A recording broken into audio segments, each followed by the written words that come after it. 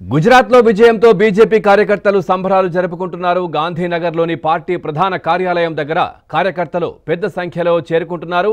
Party కార్యాలయాన్ని అలంకరిస్తున్నారు. స్వీట్లు పంచుతూ సంతోషాన్ని పంచుకుంటున్నారు. మోదీ నినాదాలతో హోరెత్తిస్తున్నారు. గుజరాత్ ఎన్నికల్లో బీజేపీ సరికొత్త రికార్డు సృష్టించబోతోందని రక్షణ శాఖ మంత్రి రాజ్నాథ్ సింగ్ అన్నారు.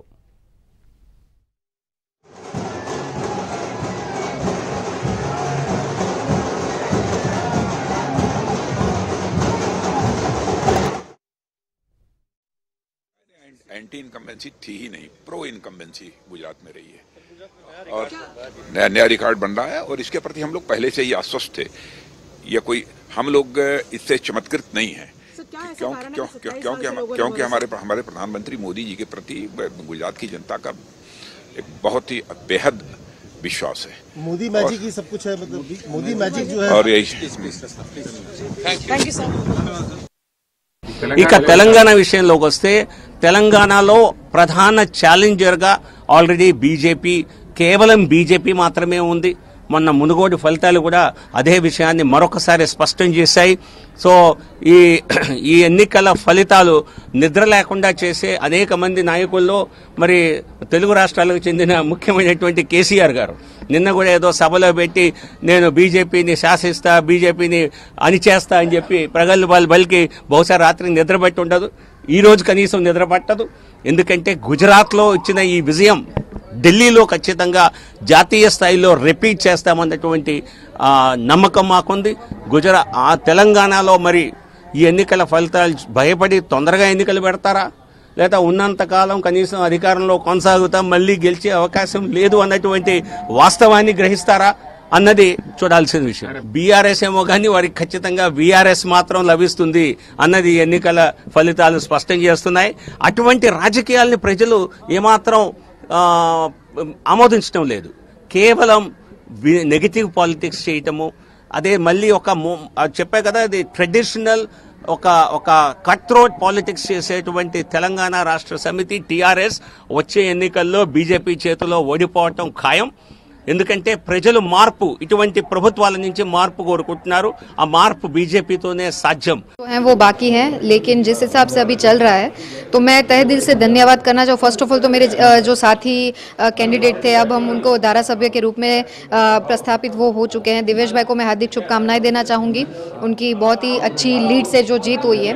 साथ ही साथ मैं तहे दिल से धन्यवाद कहना चाहूँगी हमारा जो केंद्र का नेतृत्व है, हमारे माननीय प्रधानमंत्री नरेंद्र मोदी जी हैं, अमित शाह जी हैं, CR पाटिल जी हैं, और डबल इंजन की सरकार के माध्यम से माननीय मुख्यमंत्री के तौर पे हम जिसे अब वापस देखेंगे, ऐसे हमारे भूपेंद्र भाई पटेल हैं, CR पाटिल जी, ये सब उनका जो एक संगठन की पूरी टीम, उनकी ताकत के लिए भारतीय जनता पार्टी के जामनगर के जितने भी सन्निष्ठ कार्यकर्ता भाई बहन हैं, उन्होंने जिस हिसाब से, मैं प्रत्याशी के रूप में अपने आप को नहीं देख रही थी, बाकी जो लोग मेरे लिए आगे चल के सहर्ष मेरा स्वीकार किया, मेरे माध्यम से प्रत्याशी के रूप में वो जिस हिसाब से आगे बढ़ के काम किया, सब लोगों तक पहुंचकर जनसंपर्क में इतना उत्साह दिखाकर, और पूरे एक महीने की जो लगन, जो मेहनत मैंने भारतीय जनता पार्टी के कार्यकर्ता भाइयों बहनों में देखी, तो मैं तहे दिल से उनका धन्यवाद करना चाहूँ. आज मेरी नहीं, हम सभी की जीत हुई है और ये जीत मैं उनको क्रेडिट देना चाहूँगी.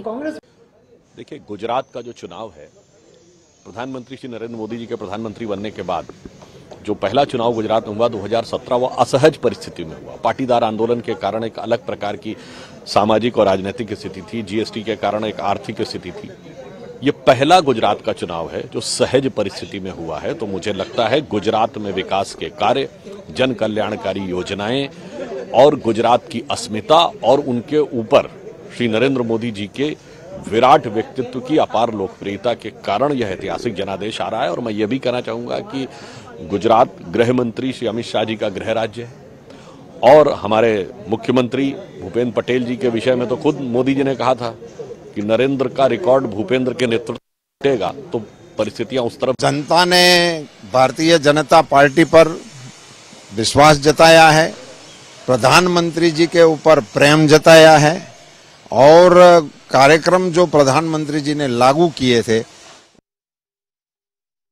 గుజరాత్ లో 7th వండర్ రికార్డ్ అయింది. బీజేపీ రికార్డులు బద్దలు కొట్టింది. 7వ సారి అధికారంలోకి వచ్చింది. మరోసారి భూపేంద్ర పటేల్ సీఎం కాబోతున్నారు. 182 స్థానాల్లో 150 స్థానాలకు పైగా బీజేపీ గెలుచుకుంది. గుజరాత్లో ఏ పార్టీ సాధించినంత సీట్ల షేర్తో 37 ఏళ్ల రికార్డును బ్రేక్ చేసింది.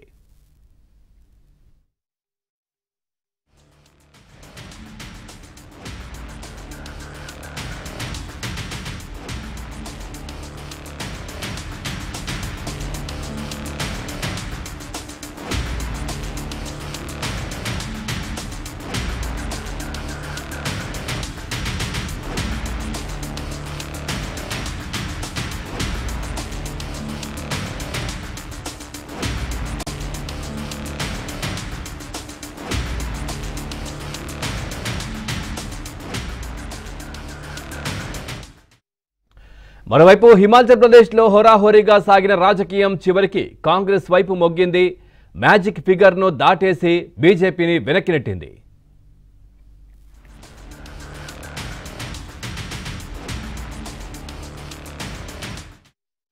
అయితే ఈ మధ్యకాలంలో జరుగుతున్న పరిణామాలు కాంగ్రెస్ను కలవరపెడుతున్నాయి. బీజేపీ తమను చీలుస్తుందేమో అనే భయంతో కాంగ్రెస్ ఉంది. తమ నేతలను క్యాంపులకు తరలిస్తోంది.